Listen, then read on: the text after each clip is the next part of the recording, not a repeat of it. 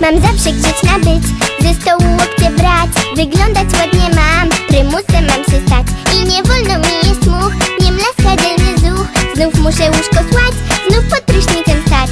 Wyłączać mam TV, rysować nie chcę dziś. Do łóżka nie zrób ci, bo kara grozi ci. Nie wolno złościć się i źle wyrażać się, i wciąż po ciemku spać, nie można wcześnie wstać. Jestem mała, wiesz? Tyci tycia, tyci mała, taka tycia, taka mała. Tyci mała, bawić by się chciała. Do końca trzeba jeść i ładnie witać się, szorować zęby wciąż, bo syknie na mnie wąż. Ja nie chcę czapki, nie, a nikt nie słucha mnie. Bądź cicho, mówią znów, i nie kłam tak jak znud. Jakby kam krzyczał